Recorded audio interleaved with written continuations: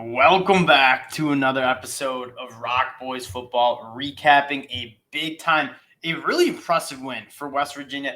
Anytime you go on the road to Blacksburg and take a win, that's going to be impressive. I don't care how good Virginia Tech is. I don't care how bad Virginia Tech is. When you go on the road to that type of environment and take home a win, that is a very, very big win for the Mountaineers. Before we get into it, I just wanted to say thank you guys for all the support you guys have shown the channel, especially the Mountaineer fans. You guys liked our summer recap that we did, getting into the summer scouting of West Virginia heading into the season. Y'all were the reason I was on Caden Prather. I didn't know much about him. I knew him as a recruit. You guys were telling me he was impressive in spring practice, in summer camp, and so I was on him, and he really had his coming out party tonight.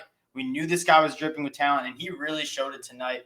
So, again, if you guys do enjoy the content, we do talk some West Virginia football on the channel. We really do appreciate all the support. And if you do like the content, again, consider subscribing and let us know in the comment section what you guys thought of the game. If you want to know why college football is so special, just turn this game on Thursday night in Blacksburg. Enter Sandman. The Virginia Tech fans, they get it. That environment, that is on my bucket list. I want to get down to Blacksburg and catch a game.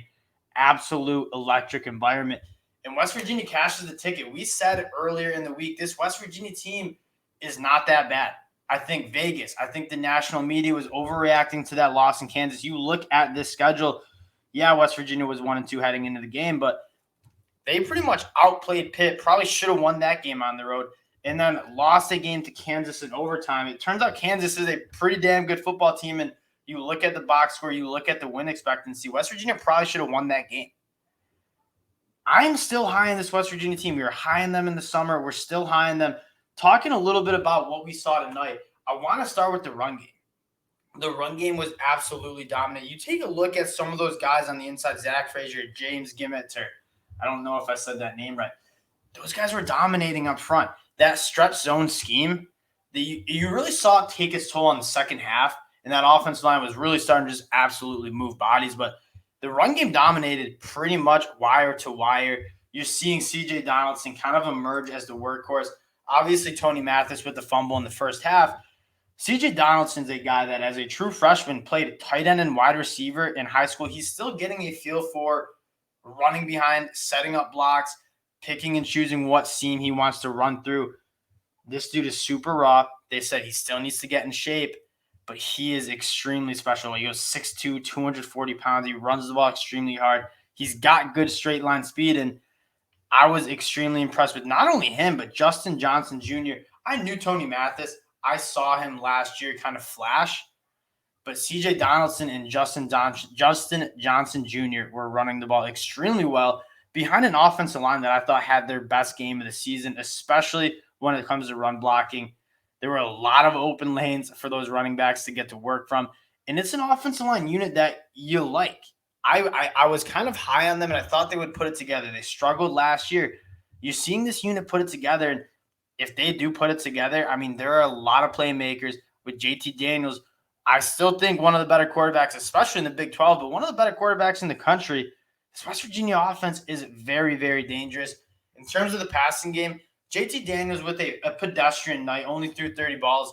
They weren't really asking him to do much. Once Virginia Tech started loading the box, you started getting some good matchups on the outside.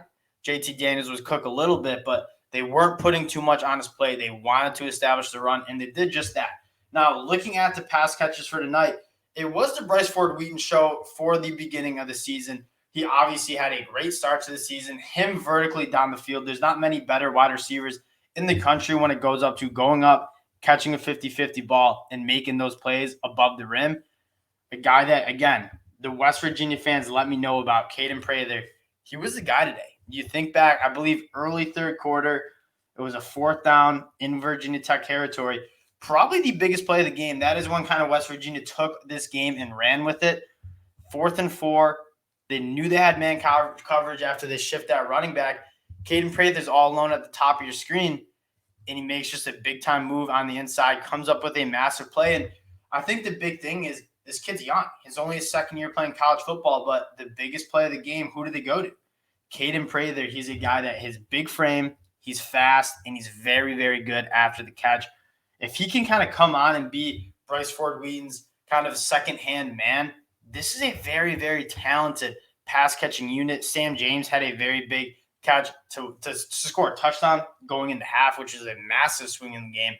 This West Virginia offense was cooking. I thought Graham Harrell did a very, very good job managing this game. This Virginia Tech defense is that Virginia Tech has a very strong defense. You just put up 33 points with being brutal in the red zone. I mean, I think they settled for 3 field goals in the red zone. They need to clean that up for sure. But again, this West Virginia team was moving the ball against one of the better defenses in the ACC.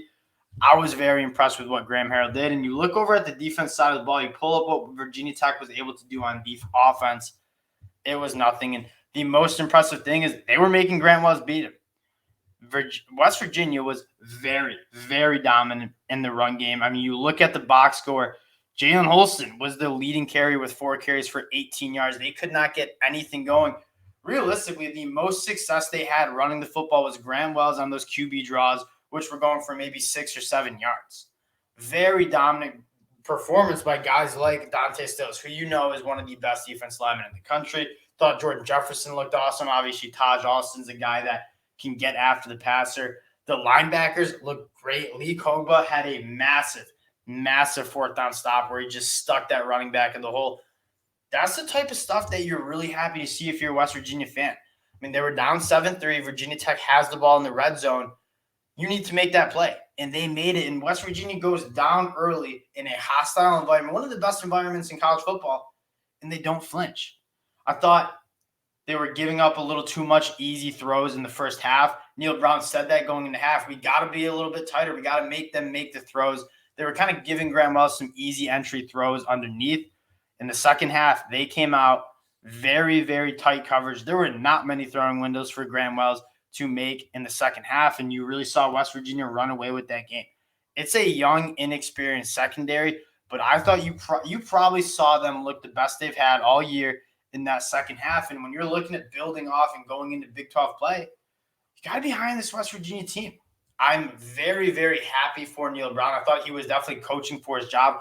I think West Virginia is going in the right direction. And if I'm a West Virginia fan, you want to keep Neil Brown. I think it's hard to argue that this West Virginia team is going backwards with Neil Brown.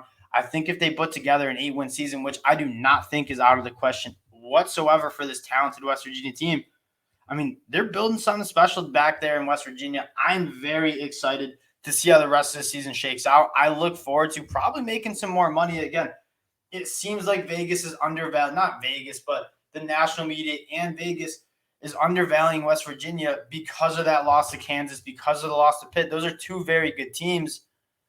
West Virginia is a good team, and Kansas seems to be a team that is a lot better than a lot of people thought, and they probably should. There is a large reality where West Virginia is 4-0 right now, beating Pitt and Kansas. They probably should have won both games, but this West Virginia team is exciting to watch. They have some young talent that you're extremely excited to watch develop, and you got to be really, really excited in Morgantown for this West Virginia team and how they're developing. Thank you guys for checking us out again.